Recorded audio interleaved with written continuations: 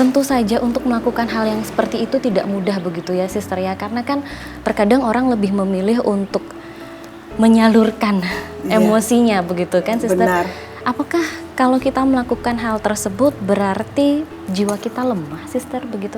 Jika kita menyalurkan perasaan negatif atau kita menyalahkan orang, itu adalah tanda kita lemah, jiwa kita lemah. Maka topik kita ini adalah membuat latihan menguatkan jiwa, latihan untuk bisa mengendalikan diri dan selalu positif. Maka tahapan positif kita harus selalu dipelihara, di-maintain supaya adegan-adegan di luar sana bisa berubah, tapi hati saya tetap kokoh. Ya. Begitu ya Sister. Sister, kalau begitu tentu saja untuk memulai sesuatu yang menjadi seperti yang Sister katakan tadi, jiwa yang kuat itu ada hal yang harus kita lakukan begitu ya Sister. Benar. Tidak begitu saja jiwa kita bisa kuat begitu ya. Apa yang harus pertama kali saya lakukan untuk agar bisa menguatkan jiwa saya selain saya harus selalu berpikir positif begitu Sister? Karena terkadang untuk berpikir positif ketika kita memiliki masalah atau kita sedang dirundung suatu yang kurang baik begitu, itu merupakan sesuatu yang sangat susah sekali begitu Sister. Itu pertanyaan yang bagus. Sekarang saya ingin pilih, saya mau seperti apa? Apakah harga diri saya? Adakah saya mau dimanipulasi oleh situasi? Adakah saya mau diatur oleh orang luar? Saya tidak ada pribadi yang kokoh. Saya tidak percaya pada Tuhan. Tuhan tidak akan membantu saya. Maka jika hidup kita adalah God-centered, pusat atau tujuan perhatian kita adalah pada Tuhan, Tuhan akan membimbing saya. Tuhan ingin saya menjadi benar. Tuhan ingin kejujuran. Jika hidup saya adalah God-centered, pusat pemerhatian kita adalah beliau.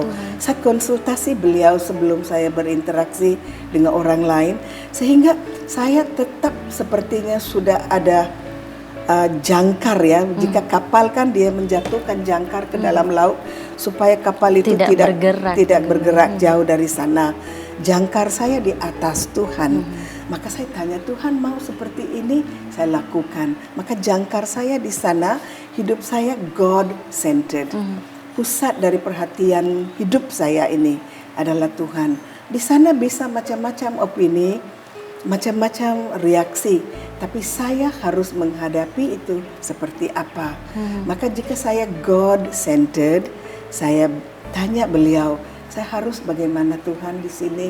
Tuhan suka jika saya begini, kita tanya. Dan kita tetap ada di dalam posisi kita sehingga kita tidak menjadi tertarik atau terjun ke dalam situasi itu begitu ya. Ya, sehingga kita tidak dapat mengendalikan emosi kita. Mereka tidak manipulasi emosi kita. Saya tetap penanggung jawab atas perasaan saya, dan saya tidak takut karena saya konsultasi Tuhan. Ada Tuhan begitu. Ya, maka berarti, itu namanya God-centered. Begitu. Berarti ini sama seperti kita menyerahkan segala sesuatu pada Tuhan begitu ya. Apapun yang terjadi pada diri kita itu karena Tuhan, begitukah Sister ya?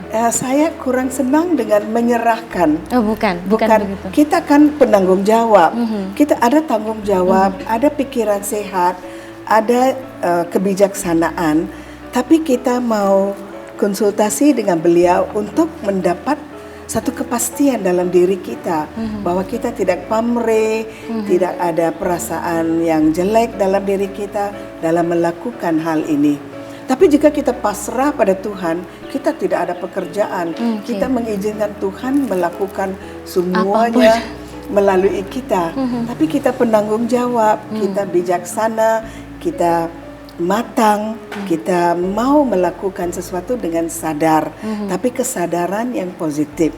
Maka God-centered artinya tahu bahwa apapun yang saya lakukan itu adalah penting untuk saya dan karma saya dan orang di sana.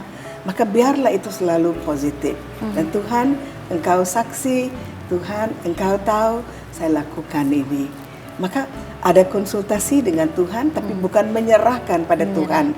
Tapi setelah kita melakukan sesuatu dengan jujur, hasilnya kita serahkan. Kita serahkan. Artinya kita berusaha terlebih dahulu ya untuk setiap hal. Upaya yang kita terjadi, dari kita. begitu. Tapi hasilnya ya nanti itu pasti datang.